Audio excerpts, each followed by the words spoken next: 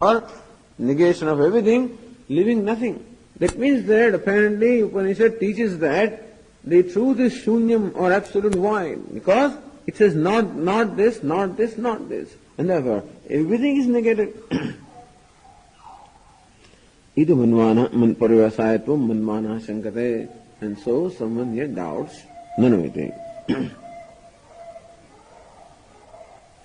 जरा कहानी काढ़ो नहीं आती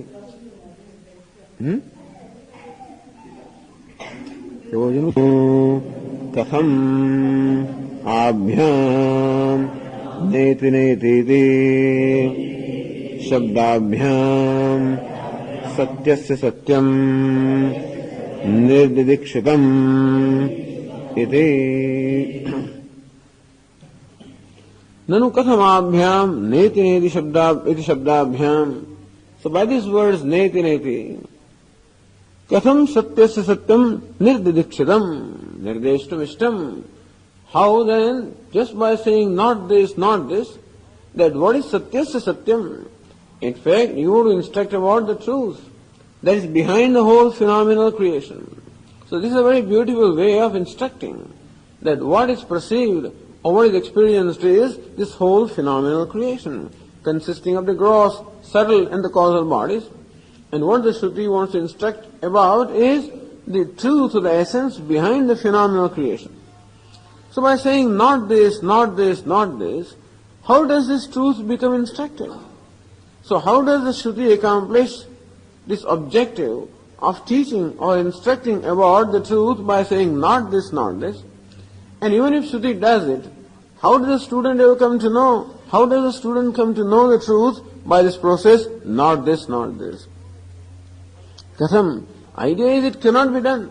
You can never instruct about something by saying not this, not this. I mean, you want to teach about microphone and you say it's not book, it is not table, it is not elephant, it is not cow. All right. So by saying not this, how does one know the microphone? Either, or when you say not this, every possible thing gets negated, and what is left? Nothing is left. And so nothing will be left. And so how does this process, or by these words, neti neti, how does Shruti actually seek to teach about Brahma, which is satyasya satyam? Satyam means satyasya satyam, Brahma vastu nirdikshatam. How is Brahman, which is vastu of the truth, how does that get actually instructed about? Says Anandagiri, निरवधिक निशेष असिद्धे तदवधित्वेन सत्यस्य सत्यं ब्रह्म निर्देष्टमिष्टम् इति परिहरति. निर्वधिक निशेष असिद्धे. The thing is, the nishesha or negation can never be accomplished unless there is an avadhi. Nisheda or negation always requires a frame of reference. And therefore, niravadhika nishesha, nishedha or a negation without an avadhi, without a substratum, without a frame of reference is not possible. As Ramakrishna Paramahansa used to give example, that among a heap of all the coins, you want to instruct about a silver coin. So all these rupee coins are there, and you want to tell him or teach him what is silver. Then he produces the coin. This one, not this, not this, not this, not this. So this is not silver, this is not silver, this is not silver. All this negation is done only with reference to silver, which is the frame of reference. So negation also requires a frame of reference. So sometimes the child, he says, bring turmeric, then he brings something. Is it not this? Is that not this? So that's how they teach actually. The child is playing, doesn't know anything, playing with blocks. So bring block number 3. Then he brings this. This one? No. Goes back. Brings another one. This one? No. Like that he'll bring 4 or 5 blocks. Then ultimately brings 3. Not knowing what it is. This one? Yes. But when we say no, that no was said only with reference to something which is number 3, which is a frame of reference. And so negation always requires a frame of reference, an avadhi. That means avadhi means a limit. the process of negation should stop someplace. So, niravadhika nishesha asiddhe. So, Vedantins always say that even Brahma, a delusion also requires an adhisthana. A delusion cannot be, so one cannot one cannot superimpose unless there is some substratum upon which the superimposition takes place. But here, the negation also calls for a frame of reference. Niravadhika nishedha asiddhe. That avadhitvena, and therefore, that avadhi is always required for negation. So tat avadhitvena. So whatever is avadhi, avadhi means a limit. What you might call irreducible substratum. So this process of negation reduces. And where will this process of reduction ultimately, it has to stop someplace. And where it stops, which cannot be further reduced, which is not available for negation. And so, this negation also is carried out with reference to something which is not subject to being negated, which cannot be negated. Sad avadhitvena. So as an avadhi, as a very limit or the substratum of this whole, or the frame of reference of this process of negation, satyasya satyam brahma nirdeshtumishtam, and that is how it is desired to instruct about Brahman, which is satyasya satyam. So what is negated is the shashthyanti satyam, is negated. Satyasya, that is negated. And what remains as a residue, which cannot be further negated, is the prasamanta satyam, the satyam is Brahman. Iti ishtam, this is how Shruti seeks to instruct about Brahman, iti pariharate. And therefore, this doubt, that this process leads only to shunyam, it leads to nothingness. It leads to a total absence of everything. And Shruti seems to teach about Shunya as Brahman, Pariharati, that is being refuted, that no, the process of negation also requires a frame of reference. A frame of reference which itself cannot be negated. Iti Pariharati Uchchadeti. Uchchade Sarvopadi Vishesha Apohena. Uchchade is being said, Sarvopada Vishesha Apohena. Apohena Nirasena, by Nirasa, by negation of Sarva Upadhi. Upadhi means a limiting adjunct. And therefore, in case of a crystal, for example, the process of negation. What is the color of crystal? Is it pink? No. Is it orange? No. It is yellow? No. Not this. But then when we say it is yellow, it is not pink, it is not orange, it is not. Then it is said with reference to what it is. And so, that the negation always takes place with reference to something. Sarvopadi Vishesh Apohena. So all the limiting adjuncts, which are upadi, which are not part of it. And so, this pink flower, or pink color actually, is also not inherent nature of crystal. Therefore, it can be negated. Otherwise, you can never negate that. Otherwise, you must negate the whole crystal to negate pinkness. Let's say pink were the color of the crystal, like orange the color of this cloth. Orange cannot be negated unless cloth also is negated. Because the dharma and the dharmi, meaning the substance and the attribute, both of them are always together. You can't separate them. But if it can be negated, that means that the pink is not really the attribute of crystal. Otherwise, it can never negate it. So when it is the crystal pink? Somebody says no, that means that pinkness is superimposed upon crystal, or pinkness is the nature of something other than crystal, which is what we call upadhi, or limiting adjunct. This does not limit, but which creates the appearance of limitation. So that does not actually change the color, but which creates the appearance of change.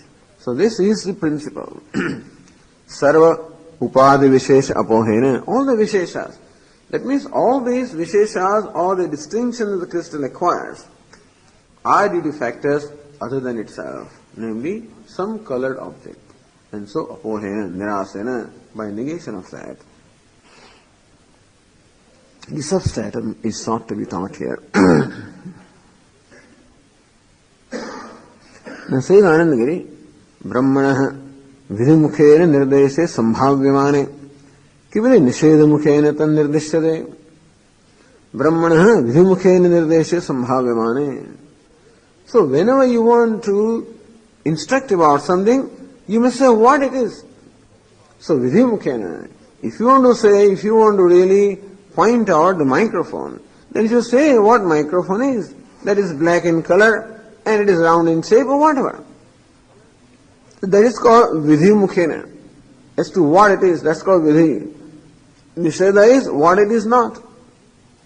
So Brahmanah vidhimukhena nirdesha sambhavyamane. When Brahman can be instructed with reference to what it is. Kivide nishedhamukhena tan nirdishyate. Why is it that here, Brahman here is instructed with reference to what it is not, whereas the proper thing would have been to tell us what it is? Tatraha yasminiti. That's where the Bhashyakara says. Yasmin na kaschid visheshoste nama va rupam va karma va भेदो वा जातिर्वा गुणो वा यस्मिन् न कश्चित् विशेषः अस्ति. So then va, in order to complete the sentence, says Anandagiri, tad vidhimukhena nirdeshtum asakyamiri sheshah. Tad vidhimukhena nirdeshtum asakyam. So that it would be impossible to instruct about that principle which doesn't have any of these attributes at all. So yasmin na kaschid vishesha hasti. That in which there is no kind of a distinction at all, no qualification, no attribute, no distinguishing feature. So thing can be described in words or thing can be pointed out in a positive manner only when there is a distinguishing characteristic. And so what is it that imparts a distinguishing characteristic to any substance or any object? Namava. Other thing is a name. Devadatta, Yajnadatta, etc. Some name is there. Then among many people who are there, you can say, this is Devadatta. And so by name also, a person or a thing can be distinguished. So this is sky, this is star, this is pot, and so forth. Rupam va. Or thing as a form or a color, so rupam, or a quality, like red or white, etc. So with reference to that, you can point out something. So something can be pointed out only when one or more of these distinguishing characteristics is there. Otherwise, you cannot point out. Karmava, alright, or some function. A functional name can be there. He's a driver, he's a cook, and he's manager, he's whatever. So these are all functional names. So something can be described with reference to function that it performs, something can be described with reference to name that it has, something can be described with reference to the quality that it has. Jatirva, or it possesses certain species, like cow, or like an elephant, or like a human being, like a bird, and so forth. So jati, a class. Gunava, or a certain quality, a good person, bad person, right, wrong, and so forth. And so, only when, or Bheda is footnote 1 says Sambandha, like Raja Purusha. So, he is a person belonging to the king, and so, like father, uncle, sister, etc. So, by Sambandha. So, Jati, Kriya, Guna, Vishesha, Sambandha. So, these actually distinguish a given thing from other things. And so this distinguishing characteristics only when an object possesses, then alone that object becomes available for being pointed out in a positive manner, in the manner of what it is. But otherwise, when none of these things is there, an object of the principle is not available for being described as to what it is. So going to page 567, says Anandagiri,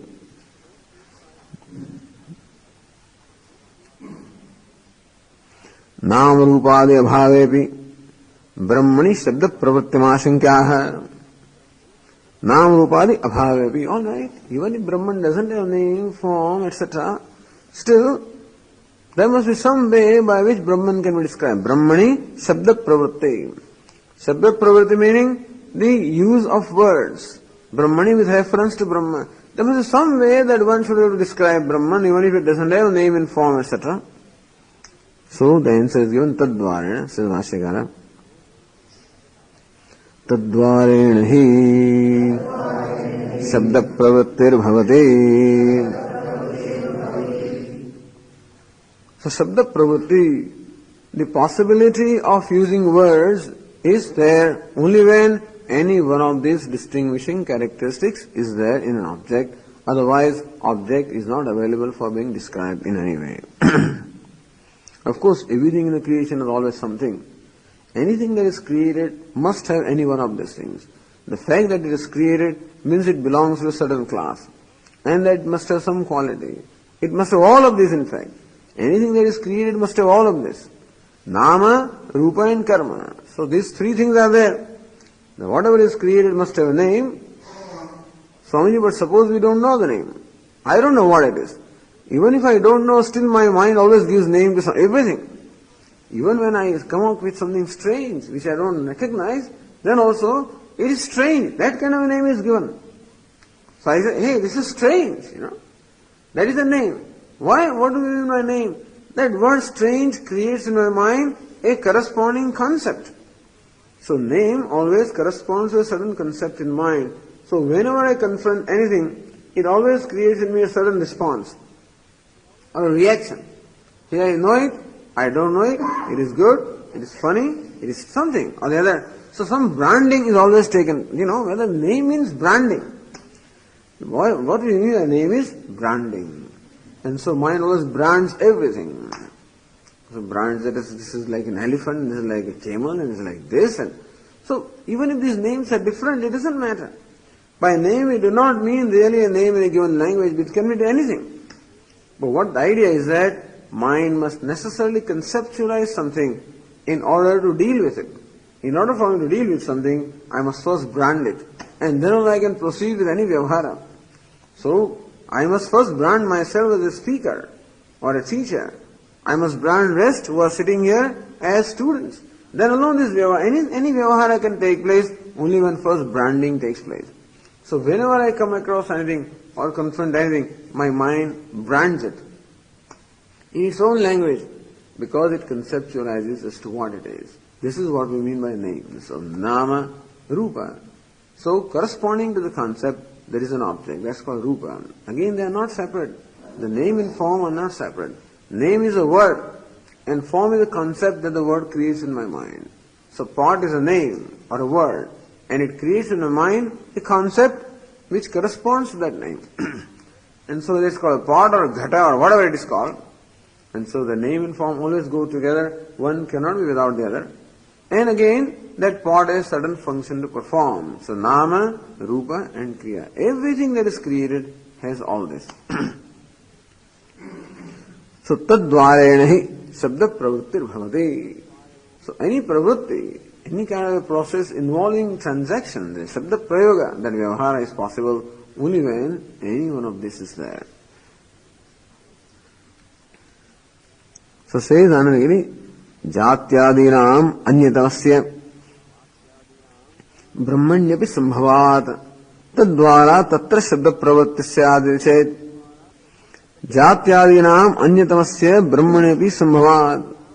Maybe all of these are not there. That jati, kriya, guna, sambandha, all of these may not be there in Brahman, but at least one of them may be there.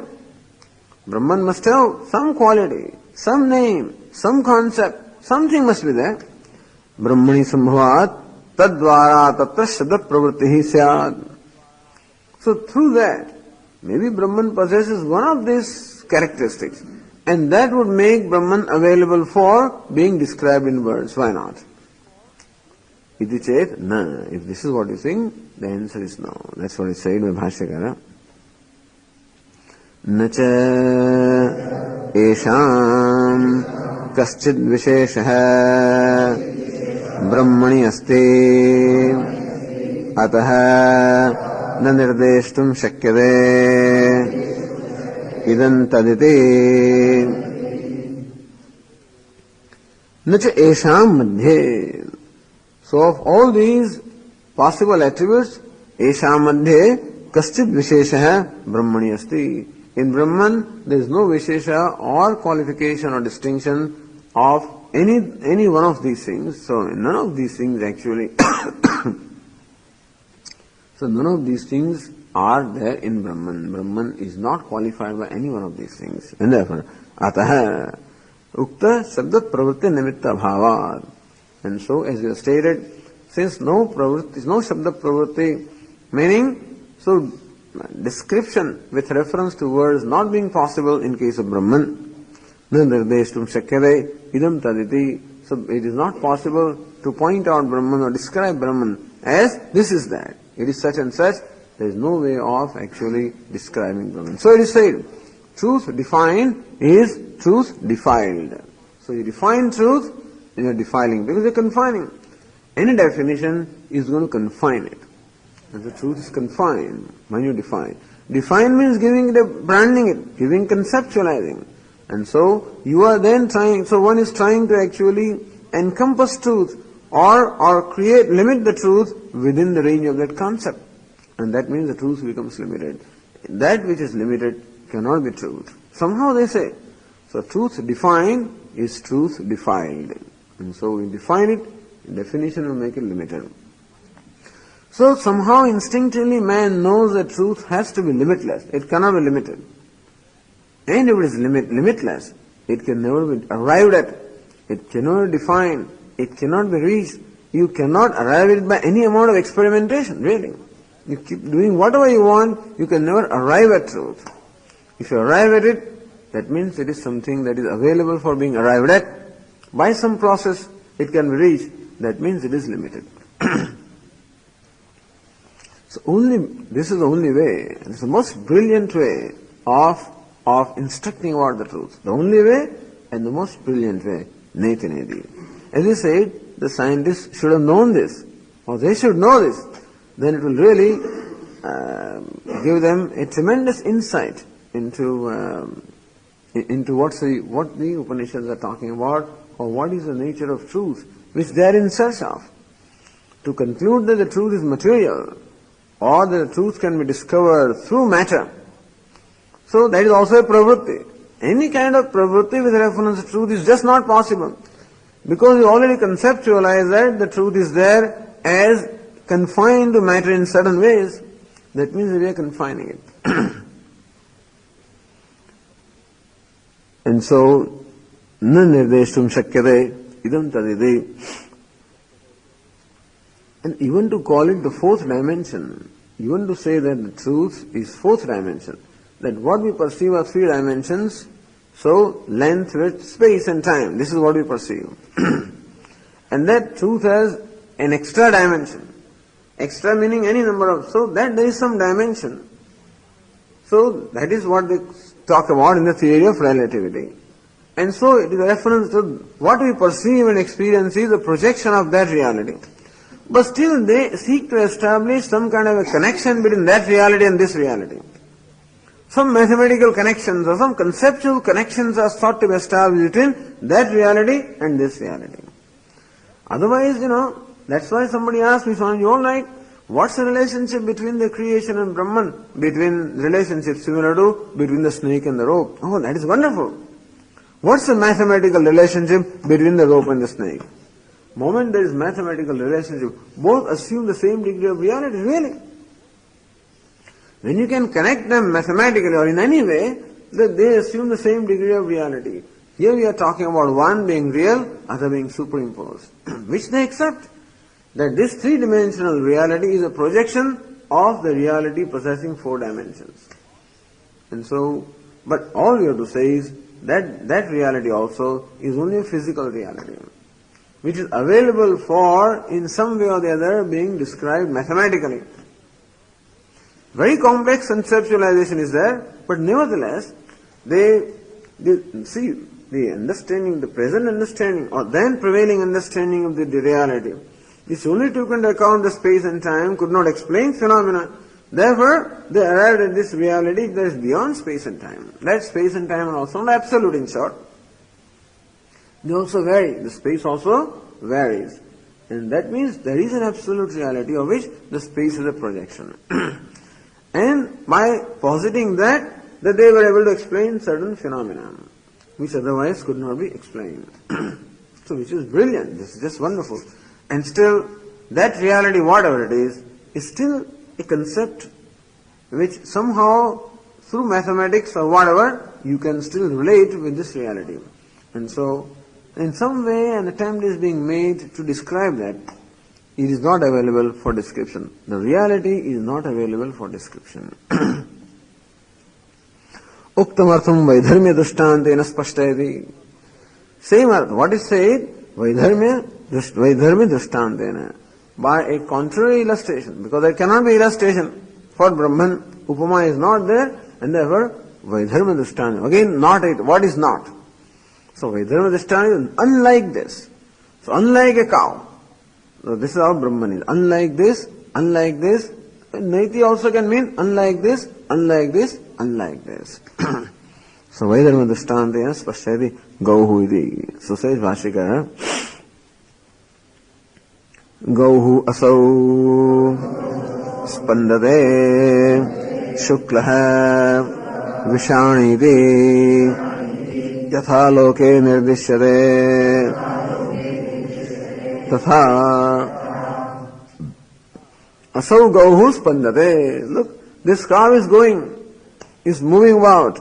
Shuklaha, the white, vishani, meaning having horns. So this white cow having horns is moving about. Somebody says, iti yatha loke nirdishyate. So this is the manner in which, in our common day-to-day experience parlance, we point out something.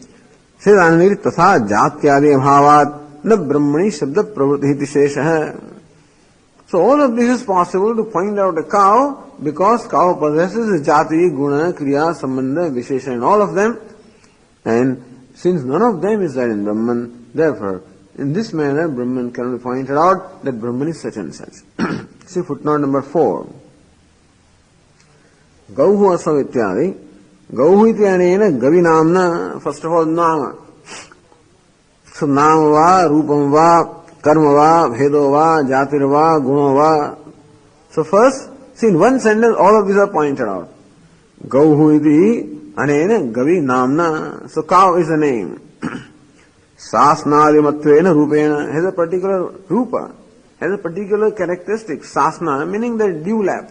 The cow has a dewlap. And so that is the distinguishing characteristic, that is a rupa. Gotrajatya, and cow belongs to a class of species. So it belongs to a species or a class of animals called cow. Possesses cowness, that is the jati. Shabda pravritti nirdarshita.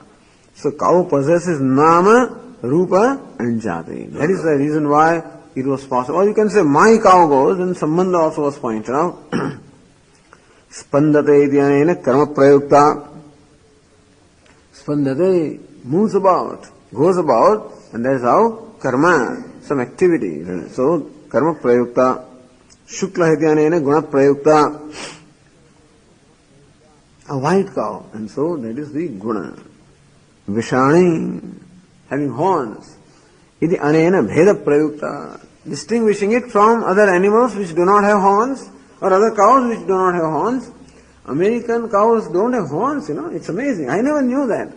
I've been going there and then cows are, still I never noticed that. So when it was pointed out to me, Swami, did you notice that cows in America don't have horns? I said, really? Then I looked at them. They don't have horns. You take it for granted that cow always has horns, but there are cows who don't have horns. There are more number of cows in this world who do not have horns because those fellows must have lots of cows, they don't have horns. To us they may not even look like cows, but anyway. Vishayadhyana cha bheda prayukta iti drashtavyam. And so, how in one sentence Bhashyakara uses all these, distinguishing characteristics. So since cow possesses all these attributes, therefore it is available for being described in words. But Brahman doesn't have any of this, and therefore it is not available for being described in words.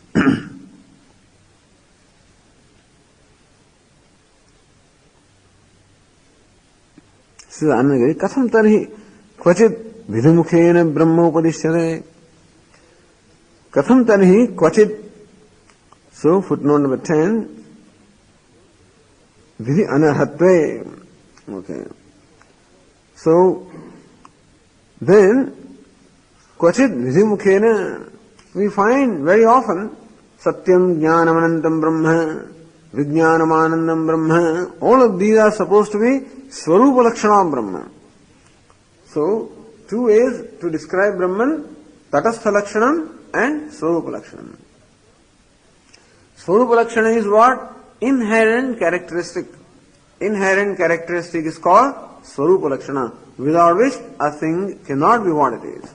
Like sasnadiman goho. Like a cow is an animal that possesses gohu, it possesses the dewlap. That is called cow. So otherwise cow cannot be cow. And so similarly everything has, so that it's a matter of your finding it, that's all. And so people, they will find a distinguishing characteristic of anything for the simple reason that everything is different from everything else, and therefore there must be distinguishing characteristic. And so that is called swarupa lakshanam. And an incidental characteristic is called tatastha lakshanam. Incidental, which happens to be there at a given point in time, but which is not necessarily an inherent aspect of it. Now, like you point out somebody's house by saying that's a house where an ambassador is parked. So an ambassador is parked, but that is not connected to the house. It just happens to be associated with the house at this time. So next time you go in search of the house and look for ambassador, you may not find it, And that's how it happens to people. But the other day there was something here, and so with reference to that he remembered the house.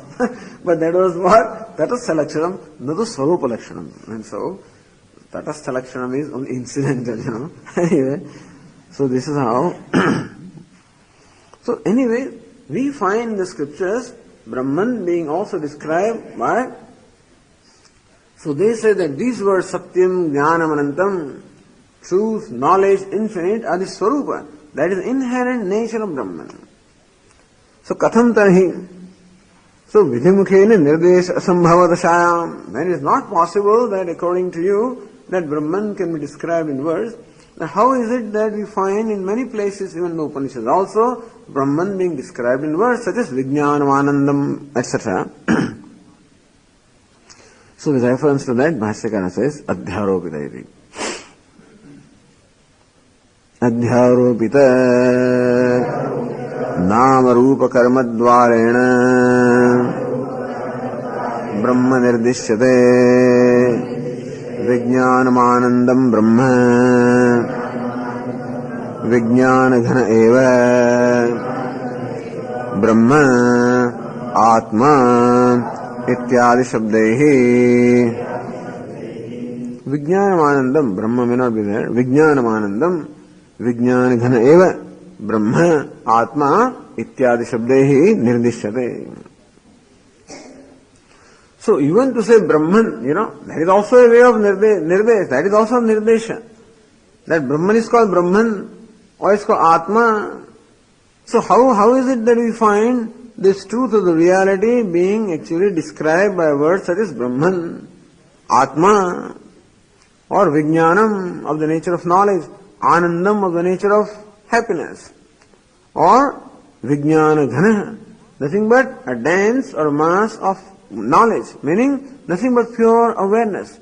So awareness, consciousness, bliss, or Ananda, happiness, So these are the words by which we find Brahman being described. So how do you say that Brahman cannot be described in words? Or Satchit Ananda, Satchit Ananda. So these are the words in which Brahman is described. Adhyaropita Nam Rupa Karma Dvarena. That is also Adhyaropita Kalpita. You imagine Brahman as being possessed of some name, some form, some kind of a function, and that is how you seek to describe Brahman. So word Brahma, for example, Bṛhadāraṇyaka Brahma. So that which is infinitely growing or that which is infinitely big is called Brahman. So again that bigness is superimposed on Brahman and we use the word Brahma. So upon Brahman is superimposed bigness. I mean the idea is that upon the truth. The truth also is a word. Anything is a word. Call it reality, call it truth, because every word stands in opposition to something else. So truth also is a word that is used to reference something that is not truth. And reality also is a word used to reference something that is not real. And so therefore, every word always stands in excludes something. There cannot be a word that is all-inclusive. And so every word excludes something. So you cannot use a word that is all-inclusive. Even if you say Atma, Atma means self, that which is different from non-self. That's why all these words create tremendous confusion. That's why Lakshana Vritti, meaning ultimately one has to grow out of these words also. These words can take us so far, and ultimately one has to grow out of these words, go out of this word. So that's why Bṛhadāraṇyaka says, these are all the pointers. Every word is like a pointer. It says cycles, scooters, cars, or Mahatma Gandhi Road, or whatever it is. So none of these arrow marks are actually a thing, It just points, and so far it goes. However, it helps us reach what is pointed out. In itself, it is not a scooter, it is not a car. So 1,000 names of Lord Narayana, Vishwam, Vishnu, all of them are what? 1,000 pointers. None of them actually can boast of describing what Vishnu is, but then they just point us. Similarly, even word Brahma also is a pointer. Word Brahman also does not describe Brahman, or Atma also. So when he says I am Brahma, that I am Brahma, something here is Brahman, or that individual I is Brahman. That is how people would understand. And that is how I is distinguished from non-I is Brahman. That's it. That means again Brahman is distinguished. So every word, even if Brahman is big, that means it is not small. So small is excluded from big. Vijnanam means what? Knowledge, consciousness. But consciousness also we have an idea of what consciousness is, or what conscious is. We always associate consciousness or awareness with life. And so that which is without life, according to us, is unconscious. So consciousness or awareness also in our own mind is associated with something. And that association is sambandha. So with life we associate. That means superimposing that kind of a thing, we use the word vijnanam. Or knowledge. We associate that with illumination. And so, again, what is not illumined is excluded. Even Sat Chit Ananda, existence, knowledge, happiness, all of this, or fullness, there are also words. Existence because with reference to something that is. So we are never able to appreciate existence as it is. We always appreciate existence as conditioned by a name and form. And so when we say is, we always associate that isness with some name and form. Or knowledge also is always associated with some form, knowledge of something, knowledge pertaining to something. And happiness also is associated by us with a state of mind. And therefore, Satchit Ananda, these also are the words. What? Adhyaropida, Nama Rupa Karma Dvarena. And so with reference to some Nama, Rupa or the Karma, some name and form of the function which are superimposed by us, we seek to describe Brahma. So even Nirgunam, Nirakaram, Nirvishesham, all of these are words which involve superimposition. You can't say Nirvishesha. Nir means what? Devoid of Vishesha, devoid of distinction. Even that also is what?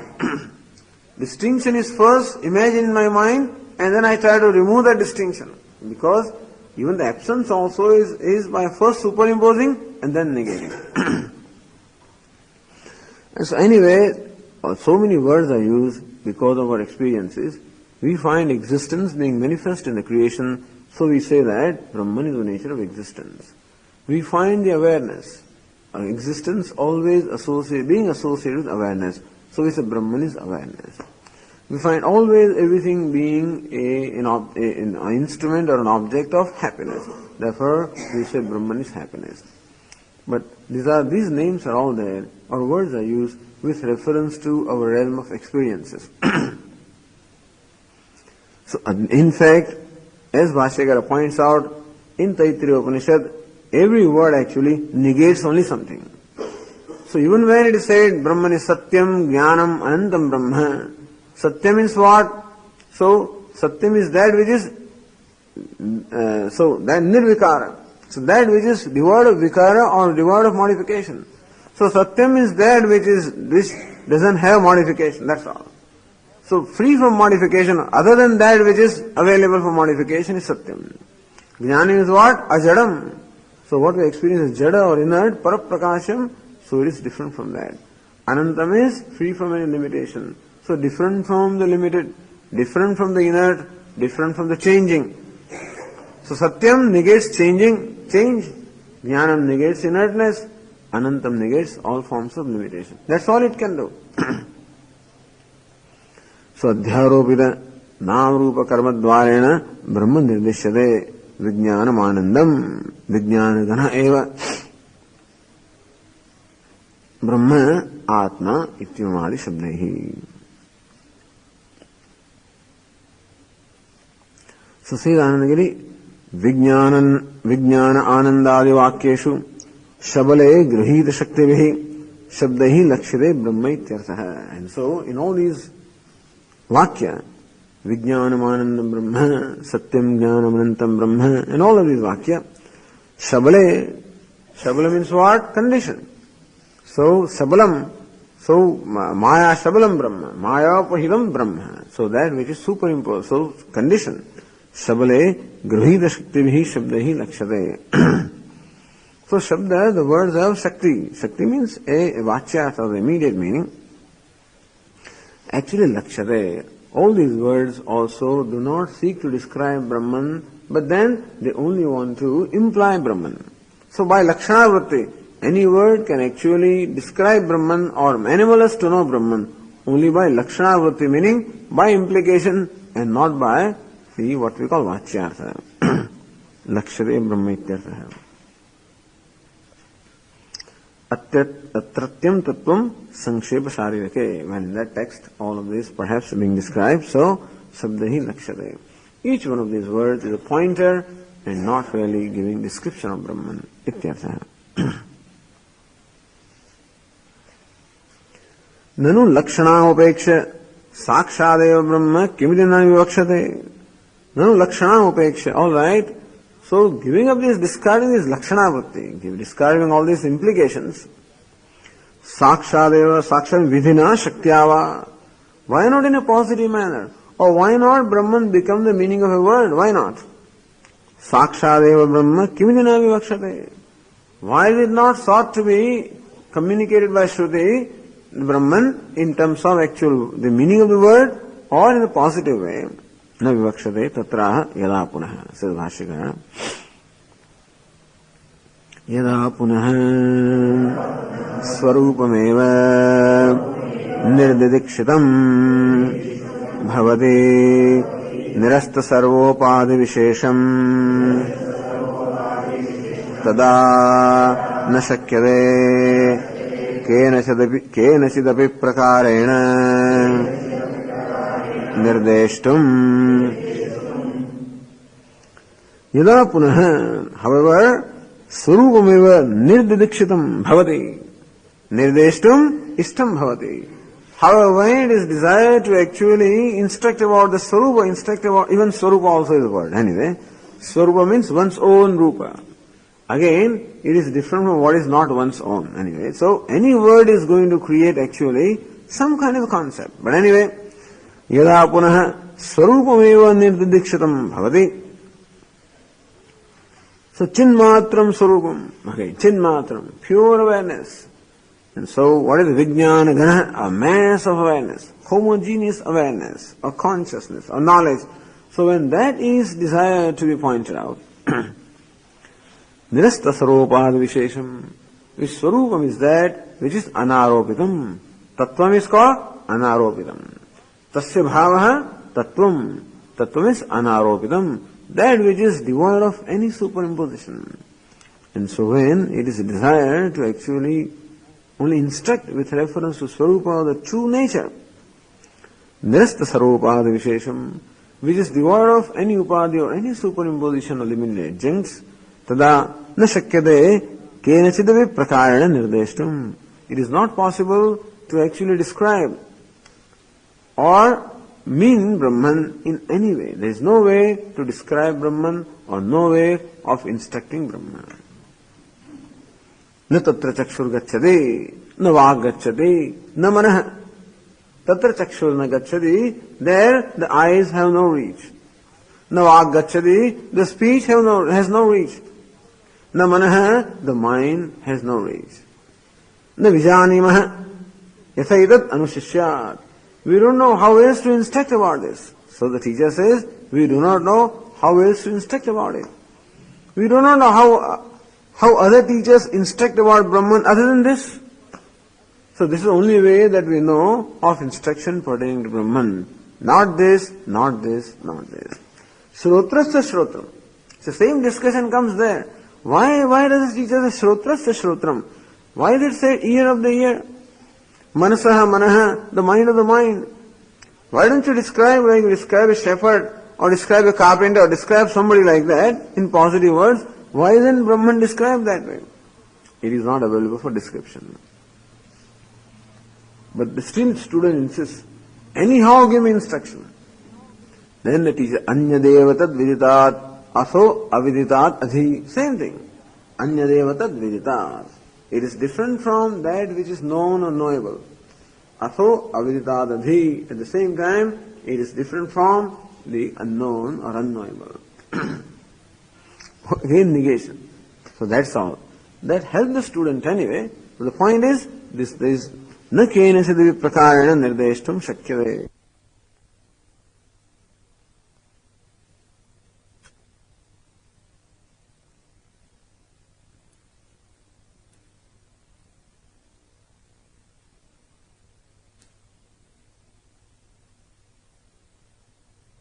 Etc. Or no word can actually, it cannot be encompassed within the limitation of any word.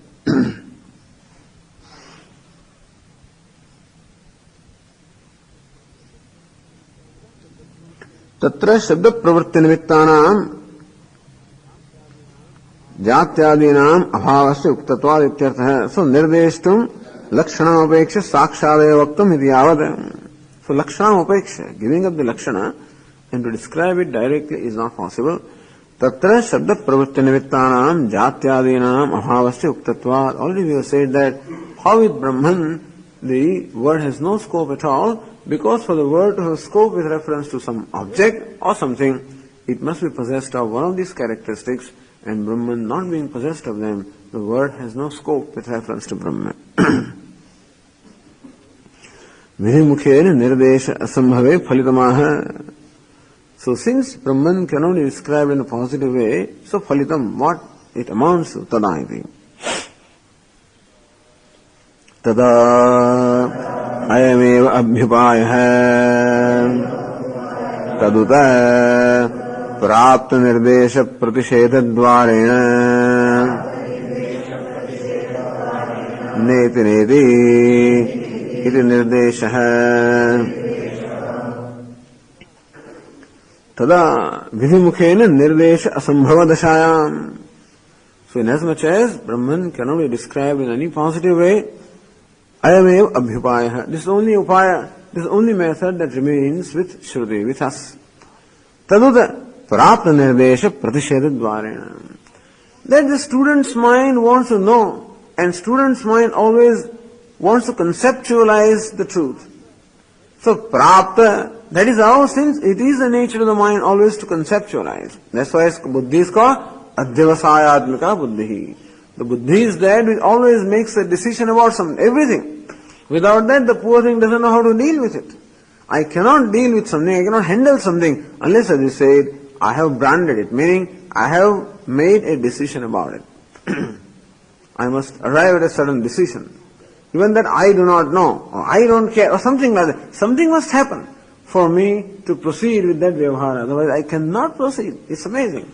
That's the reason why as long as that adhyavasaya has not been done, as long as the manaha, mind is functioning, vacillating, and sankalpa, vikalpa, samshaya, we are not able to do anything. Nothing happens. That's what we call starting trouble, And so, Somebody says, Swamiji, sing. What to sing? What? So as long as I am not able to come to that decision, nothing happens inside. Then I come to a decision, I'm going to sing this, then that singing can be invoked from me. And that's why the vyavahara cannot take place unless adhyavasaya or that ascertainment or decision is there. It's the nature of buddhi to do that. And that is why it's so difficult. Apparently, even the whole process of knowledge also has to be completely transformed. So I'm always accustomed to know something as an object of knowledge where I can stand apart from what I know, and that's how I can see it from all sides and know. And even that process of knowledge is not applicable here. Ayameva abhyupaya. This is the only upaya or the method that we have. Tadada prapta nirdesha pratisheda dvarena. By pratisheda or by negation of any kind of a nirdesha. So any kind of a nirdesha or instruction that there may be an occasion for any kind of instruction by negation of the possibility of any kind of an instruction. Neti neti nirdesha. So instruction is not this, not this. That's the only way to instruct.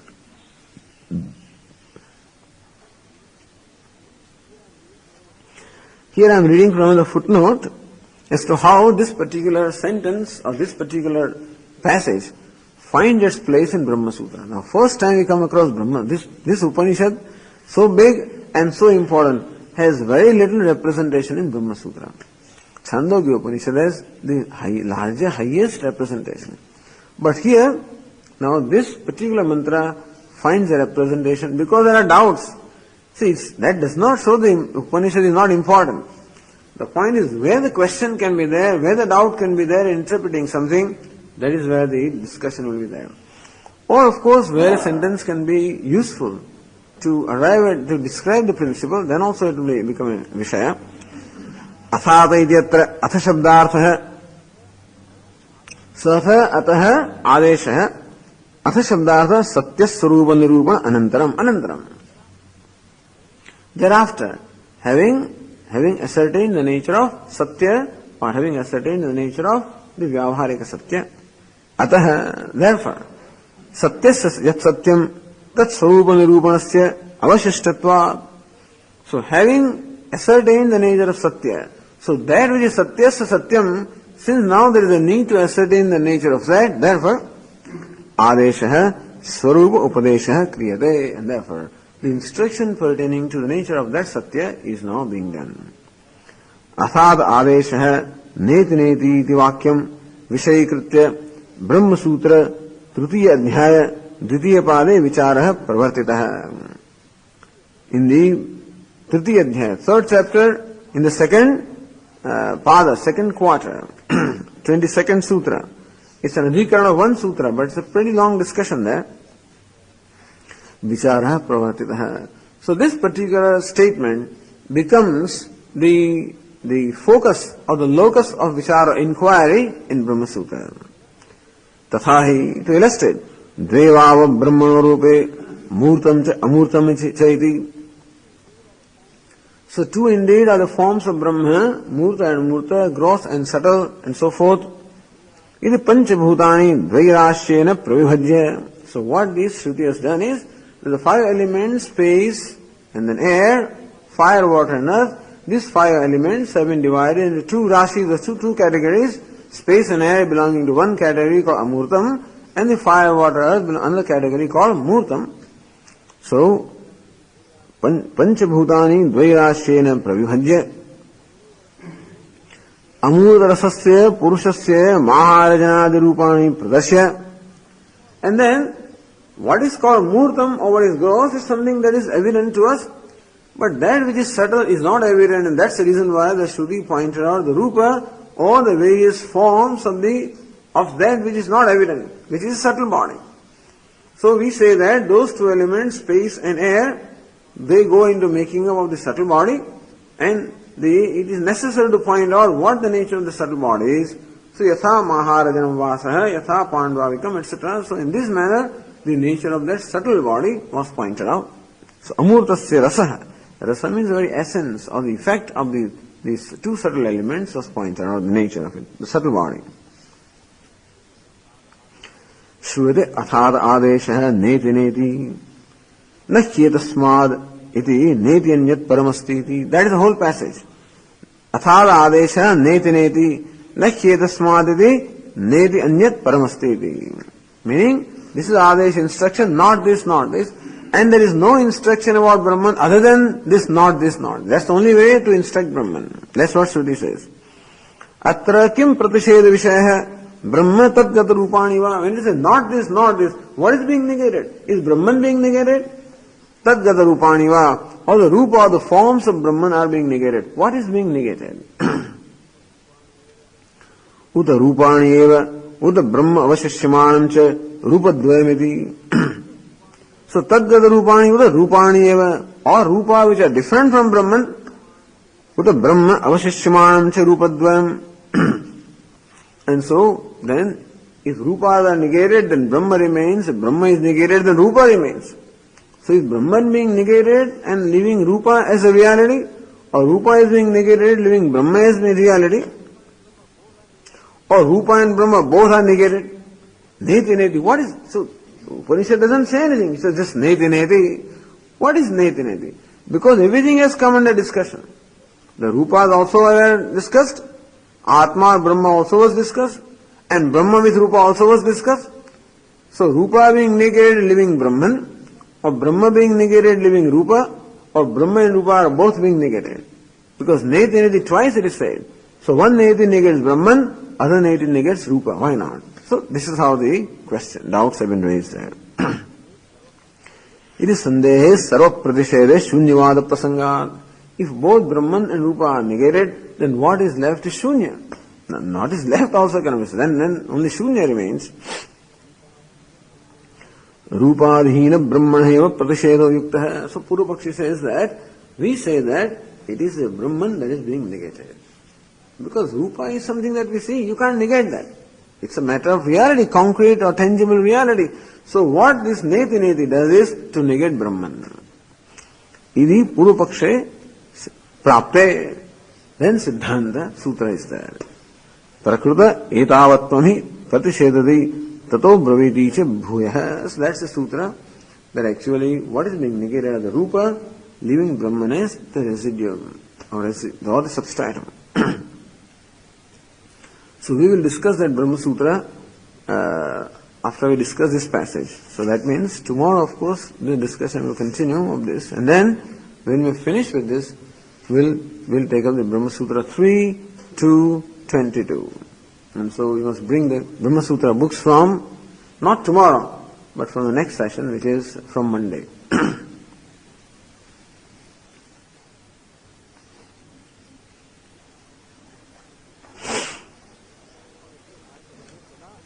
Alright, so Bhāśyakara says, Tada ayameva abhyupāyah taduda prāpta nirdesha pratisheda dvārena. So Anandagiri explains that expression, prāpta nirdesha pratisheda dvārena. Prāptaha nirdeshaha yasya visheshasya tat pratisheda mukhena iti yavad. Bhrantya prāptaha nirdeshaha sambandhaha yasya namadehe. So by bhranti, because of delusion, people think that God is such and such. Brahma means God. So God is a certain name, is a certain form, is a certain characteristics, a certain place.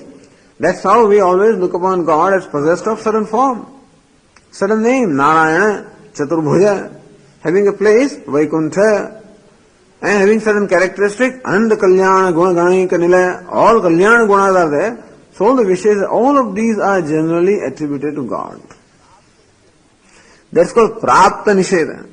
This is how the human mind will always conceptualize God, conceptualize truth, because everybody has their own kalpana. Whatever fascinates me is what I will superimpose upon God. And therefore, if I am fascinated by glory, then that's how I look upon God as glorious.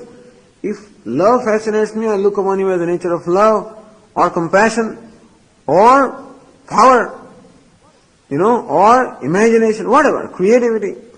So whatever will be my complex. Accordingly, I will always picturize or visualize God. So since it is the nature of the mind to visualize God, therefore prapta pratisheda, It says neti, neti, neti. It becomes very cruel. At some point in time it becomes very cruel. So it can be done only for the person who has the total vairagya. So this is the ultimate in vairagya. To be able to drop everything that is very dear to me. And so this requires negation of something that is extremely dear to me. Of course, what is the dearest to me is ahankara, my own self. That's the dearest to me. That requires also to be given up. Sarva dharman parityajya, ultimately, that negation alone is being taught. So, matsani sarva bhutani, nachaham tesho vasthitha, nacha matsani bhutani. So, neti, bhutani means what? Satyam. And who am I? Satyasya satyam. And therefore, so it requires negation. Negation means growing out of. Because actually we take refuge in all of this. Our mind seeks a security and comfort in these things. And therefore I always have an imagination of God which gives me comfort. Sometimes, as I said, beauty gives me comfort. To someone else, the Aishwarya, the overlordship will give comfort. To someone else, all the wealth will give comfort. And therefore, I visualize, I look upon God, which He is, of course. It's not that these are wrong things. Whatever is the description of God, whether He is looked upon as Narayana or Shiva or what, they're all right. But then, they're still not absolute. They're all right. Inasmuch as the human mind wants to see God in His own image. That means whatever comforts me, whatever gives me consolation. That's the reason why people worship Devi. They're looking for mother, Or whatever they're lacking. Somebody looks upon God as mother, somebody looks upon God as father, somebody looks upon God as child, somebody looks upon God as friend, somebody looks upon God as master, as Swami, as. So, depending on my own needs, that's why so many forms actually give us a lot of emotional comfort also. Because this comfort is needed, and who else can give me? So, generally speaking, human beings are not capable of doing it. This is where people go, And so, he is looking for a father and for a son and this. And poor human beings they are not able to satisfy these requirements beyond a certain point. And therefore, that's why I say, Manumaru, Kharu, Khatu, etc., And therefore, I tried it everywhere, it doesn't work. And therefore, ultimately, I go to God. He is absolute father. Pitahamasya jagadaha, mata dhata pitanaha.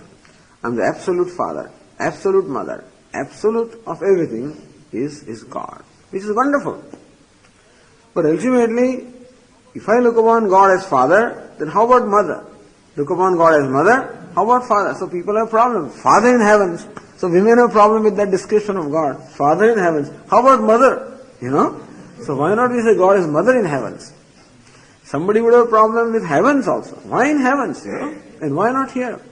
And somebody would have a problem with beard. Somebody have a problem with his being white, So why do you think God is white? Why not black? And so on and so on. Because a given picture cannot satisfy everybody. That's why we have so many pictures. You don't like this one? Okay, take that one. Don't like that one? Okay, take this one. Which is very wonderful, But otherwise, suppose God means only a certain picture, and I may not care for it. Actually, you always try to draw something that is beautiful and fascinating, but still, people have different ideas about beauty, and what fascinates them can be very funny, or whatever, quite different. And it's quite possible that that one thing, a given thing may not appeal. And strange things appeal to people also, If you look at Ranshorji, etc., and see the picture, you can't make out anything, there. So very strange looking face, because of the ornaments and things. Actually, face is beautiful with ornaments, And so we always wonder, kya hai? As a child, I could not make out. Now, later on, as I grew up, then I realized that. So, that because of the kundala, etc., they draw, so the face looks like a particular shape, which is not the shape of the face. But then children, they don't understand that. And so, you wonder, what is this? Somebody may have a problem with Lord Shiva, somebody may have a problem with the Devi, with so many arms and so many weapons and things like that. So people may have a problem. And so everybody has problems, People have problem with Lord Krishna also. But with Rama, everybody, people have problem. Or you can always find people have problem with somebody anyway. And therefore, no one picture, that's the reason why so many pictures. That itself shows that no one picture is capable of satisfying the human mind. And no human mind will be satisfied with a given picture all the times also. Even though Narayana is my Ishtadeva, all right, but still, not all the time. Every time I may be in different moods, and therefore it may not be able to satisfy all my moods. That's why so many forms are given. But in neti neti, ultimately, even that form that is very dear to me also has to be dropped. What is vadantu shastrani? Yajantu devan, kurvantu karmani, bhajantu devataha, atmaikya bodhena vina vimuktihi na siddhate kalpakoti shatairavi, something like that, So, brahma shatantarevi, kalpakoti shatairavi. But anyway, unless you know Atma, then there is no way, all these things will not be fulfilled. So, things that are very dear to us. We have no problem in discarding things that I don't care for, which I already discarded anyway. I don't have to be told. But this negation is of something that is very dear to me, which I like. I like to see truth in a certain way. I like to see things in a certain way. And even that also has to be given up. Because when I like to see things in a certain way, that is my own superimposition or my own coloring. And so mind wants to color. It wants to see things in a certain way. You call it idealistic, or you call it imagination, or whatever it is. But then mind wants to live in an imaginary world. This ruthlessness is neti, neti, neti. It sounds ruthless. But sometimes that's the only way to release this person from his hang-ups. So, that is why first the upasana of Saguna Brahma, of something that fascinates me. And then, yetu aksharam anirdesham avyaktam paripasade. Even what fascinates me also has to be dropped. And that is how neti neti the nirdesha. This is how the Upanishad gives a nirdesha, instruction about Brahman. Okay, we will continue. Om Purnamadah Purnamidam Purnat Purnasya Purnamadaya Purnameva Vashishyate. Om Shanti Shanti Shanti. Shankaram Shankaracharyam Keshavam Bṛhadāraṇyam Sutrabhāṣya Krutau Vande Bhagavantau Punah Punah Ishvara Gururatmeti Murti Bheda Vibhagine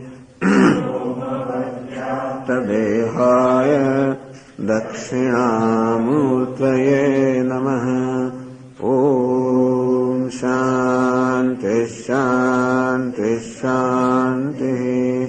Hari Om Shri Gurubhyo Namaha. Hari Om.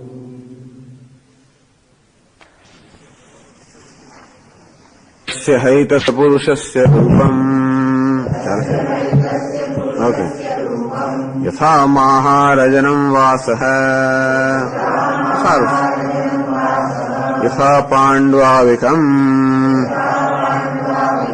Yathendra Gopaha. Yatha Agnyarchihe. Yatha Pundarikam. Yatha Sakrad Vidyuttam. Sakrad Vidyutteva Hava Asya Shrir Bhavade. Ya evam Veda Athada Adeshaha Neti Neti Nahyetasmadide Netyanyat Paramaste Athanamadheyam Satyasya Satyamide Pranavai Satyam Teshamesha Satyam.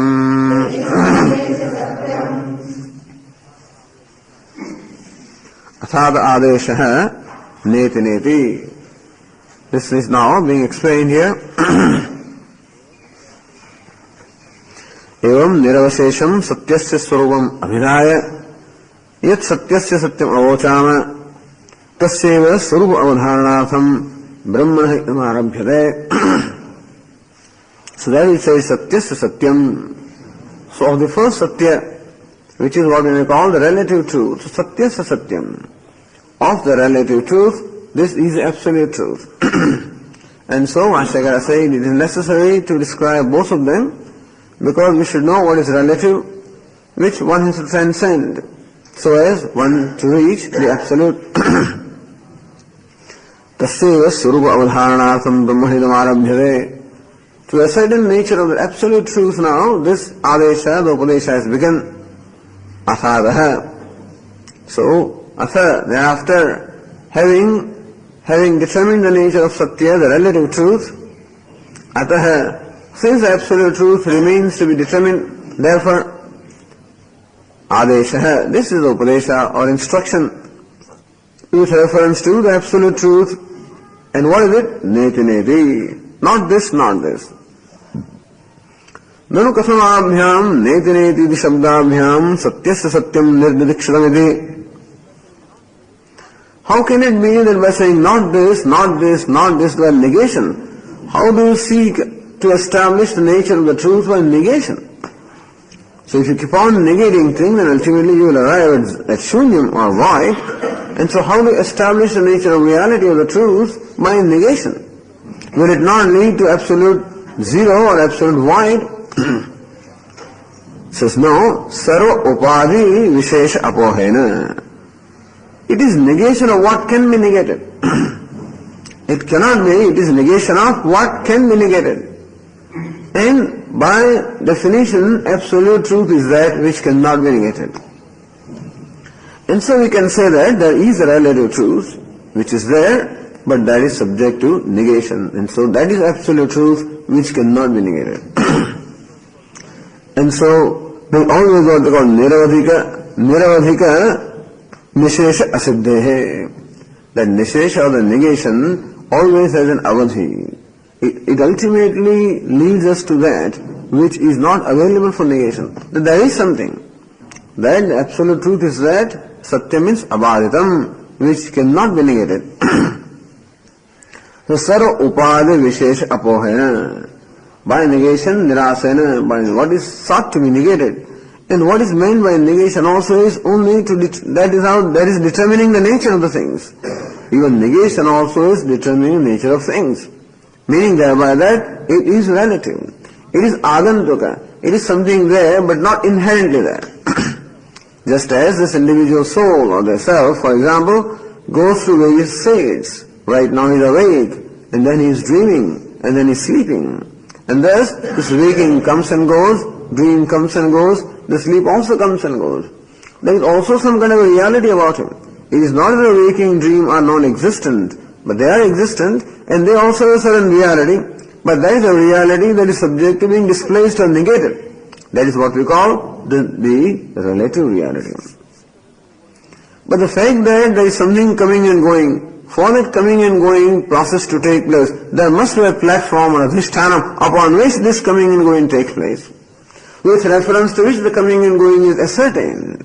How do you know that a given thing is there and something else is not there? With reference to something that does not come and go.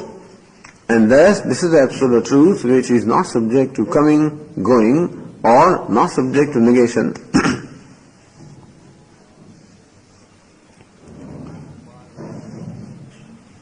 Upadi Vishesha Apohena. By Apoha, by Niras of Upadi Vishesha. Yasminna Kaschid Vishesha Hasti Namava, Rupamva, Karava, Bhedava, Jatirva, Gunava. Tadvimukhena Nirdeshtum Ashakyamidi. It is not possible to ascertain the nature of the truth in a positive way. What can be described or ascertained in a positive way? Such and such, idam tadidi. So this is that. So what is it that can be determined as such and such? Only when that possesses some kind of vishesha, some kind of a qualification or attribute, such as nama, a name, rupam, a form, or kriya has a certain function, or sambandha, some relationship, or guna, some quality. Only when a thing possesses one or more of these, then alone it can be ascertained to be such and such. Gaurasau spandade shuklo vishaniti yathaloke nirdishyate.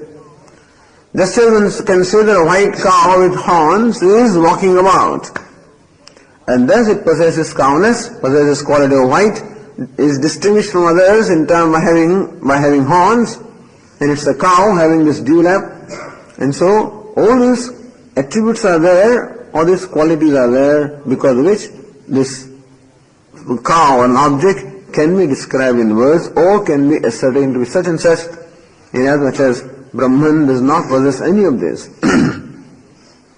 Nacha esham kasyad vishesho brahmani asti. In Brahman there is not a single vishesha or a qualification among any of these. None of these qualifications belong to Brahman or reside in Brahman. Ataha na nirdeshtum shakyare idam tadati. And therefore it is not possible to point out Brahman or describe Brahman or even ascertain Brahman. It is not that it is not possible to describe that way. It is not possible to know that way. The idea is we can describe something in a manner in which we know. So conventionally we are accustomed to ascertaining nature of things by objectifying them. Brahman cannot be objectified, because whatever qualifications are required for objectification, none of them is there in Brahman. Therefore Brahman cannot be objectified. Adhyaropita Nāma karma dvārena Brahma nirvishyate. So whenever Brahman is described, or whenever it appears that Brahma, the truth, is described in verse, like Satyam, Jnanam, Anantam Brahma, Vijnanam, Anandam Brahma, and in this manner we say Brahman is awareness, consciousness, happiness, peace, freedom, whatever words are used.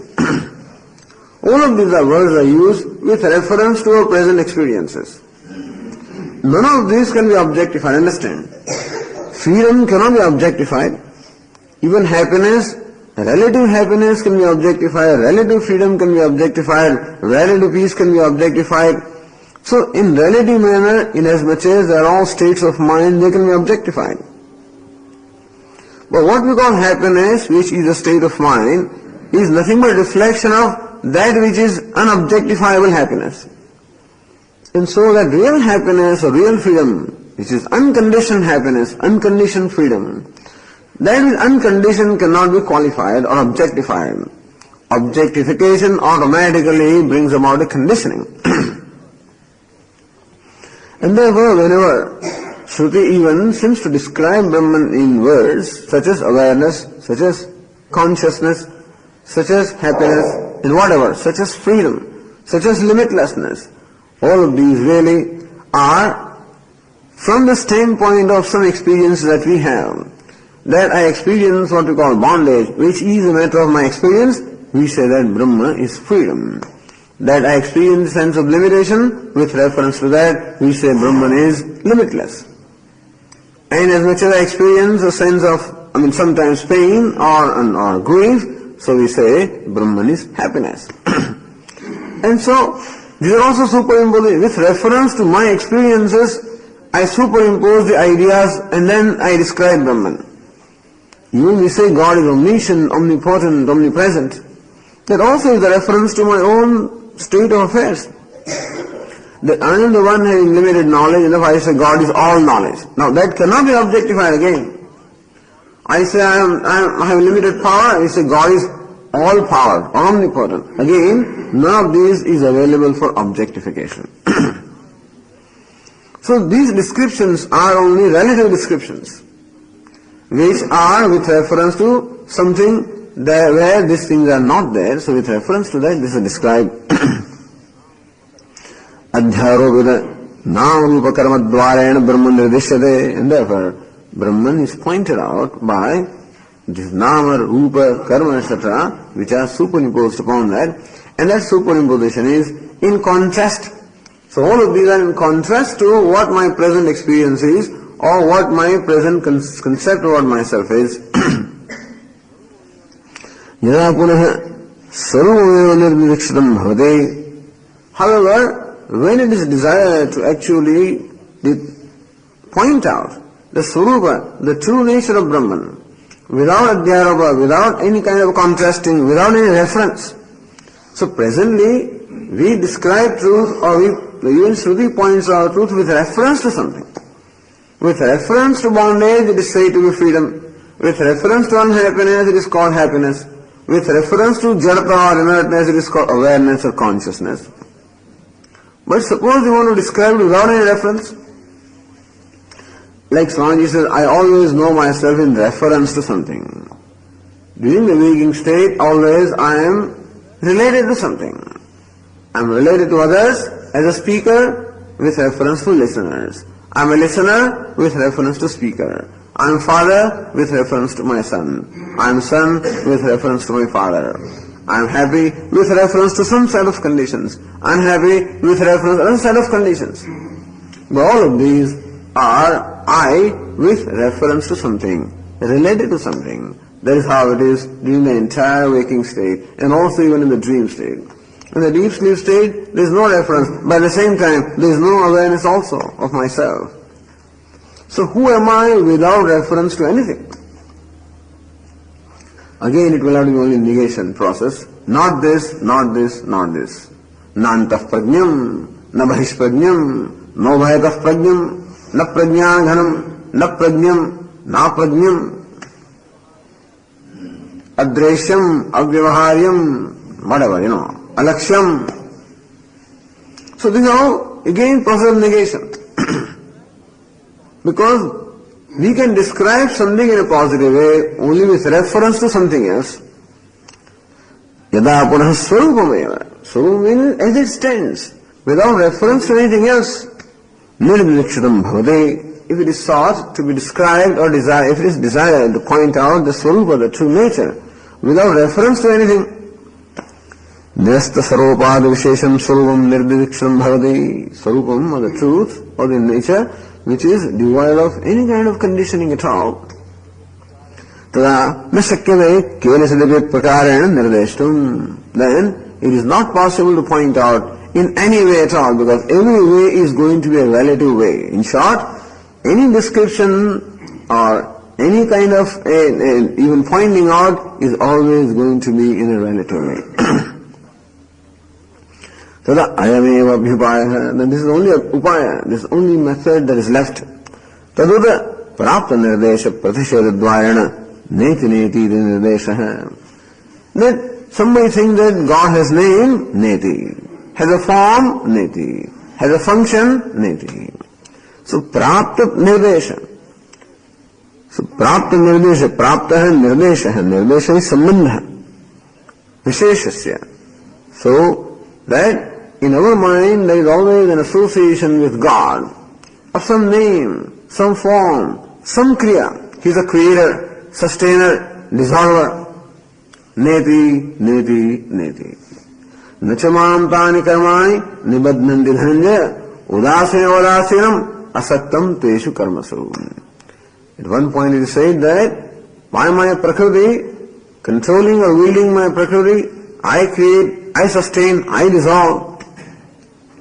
But none of these actions bind me in any way. Why? Udasena udasenam. Even though I appear to be doing all this, in reality, I don't do anything. Maya adhyakshena prakriti suyate sacharacharam. It is only in my presence that prakriti creates and sustains and does everything. This is process of negation. This is also because we look upon God as creator, which is alright. That is the relative truth about God. But what is the absolute truth about God? That even the creatorship also is adhyaropa, is a superimposition. We superimpose the idea of a creator, sustainer, dissolver upon God. Why? Because we experience the creation. We find the creation being sustained. We see the creation being dissolved. Since we see this, therefore we assign the causality of all of this to the ultimate cause, that is God. So God is being described in reference to creation.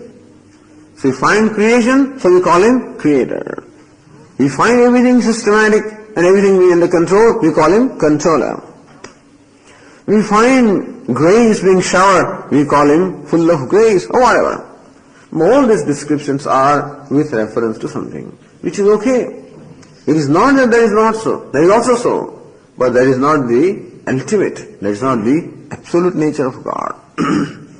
If it is being pointed out from without any reference, then there is no upaya or method other than saying, not this. What is not this? that whatever concept we have about God, prapta nirdesha pradeshedadvarena, since in our mind automatically about God or truth, these kind of associations arise. That we seek to call him a creator, so not this. We say he is controller, not this. We say he is compassionate, not this. Not this means he is beyond this. Idea is that he is this, but he is something more than that. He cannot even be confined to any idea at all. This is what is meant by not this. It is not a cruelty to negate or to dismiss somebody. It is to show that it is something even above and beyond that. And so it is not that this nirvishesha or nirupadika is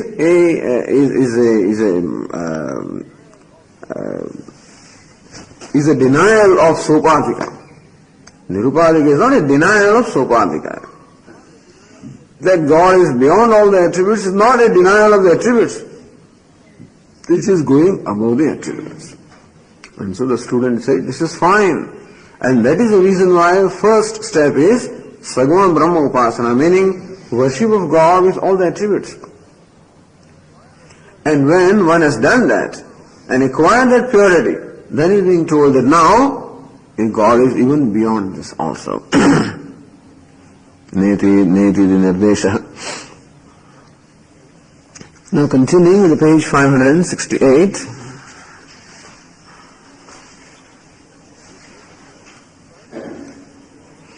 Neti, twice it is being said. So says Anandagiri, evam brahma nirvidikshitam ched, ekenaiva naya alam kritam vidiyene gyashankyaha, evam nisheda mukhena. Thus, if what is sought to be done or achieved is negation of any kind of conditioning or attributes in Brahman, evam nisheda mukhena brahma nirvidikshitam ched, if this is what the Shruti seeks to accomplish, of ascertaining the nature of Brahma by the process of negation. Ekena naya alam. Why not say neti? Why are you saying neti? Why are you saying it twice? Ne means the negative particle. So nakara. Ne. Ekena naya alam. Alam means paryaptam. Siddham ishtamidhyavad.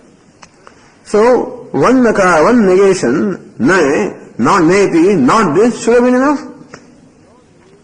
Siddham, that means your negation will be accomplished by simply saying not this. Ishtam, and also when one negation is sufficient, why employ two negations? So, ekena alam kritam dvitiyena, kritam meaning nakimami prayojanam. We do not see any prayojan or purpose of saying this twice, neti. Why not do it just once? Isn't it enough? Not this. Why saying not this, not this? There's some very beautiful thinking being done by Bhashyakara here. Because how dedicated you must be to spend time with this, contemplate on this, and bring to light the profound or the deep meanings in these simple looking words, which we may not, perhaps will not even draw our attention. These passages may not even draw our attention, whether they contain anything profound. And here, from every word, he finds some profound idea. Then alone other acharyas have something to say. Even to say that this is not right required all this. That's why rest of the teachers who came were all governed by him in one way or the other. Either they follow him or they are obliged to negate him. Nobody can independently comment upon anything unless there is some reference to Shankaracharya. Other reference in terms of saluting that this is what Acharya has done, or reference of saying that this is where he is wrong. One of the two. But everybody is obliged in one way or the other to refer to him now. That's how he has a lasting impression upon the entire scriptural tradition. So footnote number 17 says, Kritamapi kritameti nakimami prayojanam ityarthaha. That we do not see any prayojanam at all in doing it twice when doing it once seems to be enough. Kritam dvitiya. So that means what? Na kami prayojanam dvitiyena. We do not see any purpose in this second negation. Iti asankya idam chaiti. So raising this doubt, having raised the doubt, now the doubt is answered. The doubt is not asankya. That asanka or the doubt is kept in the mind, and keeping the doubt in the mind, the reply is given here, idam chaiti. Idam cha nakaradvayam vipsa vyaptyartham. Idam cha nakaradvayam. Footnote number 1, nakaradvayam vipsa iti. So, idam cha nakaradvayam vipsa vyaptyartham. Nakaradvayam. This neti neti, this doing it twice, is called vipsa. What is vipsa? Footnote number 1 explains. Neti dhyasya vipsaya dvitve neti neti ekameva vakyam. So vipsa, alright, let me read another footnote here. Vipsa shabdasya vyapti bodhana ichha ityartha. Vipsa. Vyapti bodhana ichha. A desire to make us see the vyapti or the pervasiveness. So this is all inclusiveness. This repetition of nakara, neti neti, is in fact to indicate all inclusiveness of negation. So this is dvirukti nitya vipsayoho, says Panini, that this dvirukti, when you say it twice, then nitya vipsayoho, then it is all inclusiveness. Indriyasya indriyasyase ragadvesho vyavasthito. Lord Krishna says, indriyasya artha, with reference to every sense object. So not only two sense organs, but all sense organs. And so yatra yatra dhumaha, yatra dhumaha, or yo dhumavan. So yatra yatra dhumaha, wherever there is smoke. That means that is all inclusive. Yo dhumavan. So saha vandiman. So whoever possesses smoke, that also possesses fire. So without all inclusiveness, not that only two things are being said here. So, ityādo dhume vanni vyāptihi bodhyate, and therefore, so that's why we repeat, this is said twice. Yatra yatra dhumaha, tatra tatra vannihi. Then what yatra yatra means, we say wherever. So wherever the smoke is, there the fire is. And that wherever is all inclusive. These are all inclusive pronouns like yaha, whoever he is, Similarly here, so vanni vyapti bodhyate, tatha prakarevi. And so this is called vipsa. So going to footnote number 1, neti dhyasya vipsaya dvitve. So this neti neti is vipsa, that means this repeating is for all inclusiveness. Neti neti the ekameva vakyam. Idea is that this is one vakya. Neti neti means one unit. Because there is negation which is called vipsa, and that is for all inclusive negation. Vipsa balatya praptasya sarvishayasya nishedha. Or actually it can be two separate vakyas also. This is a contention here. Either why are they using two? Or say that there are two separate states, neti and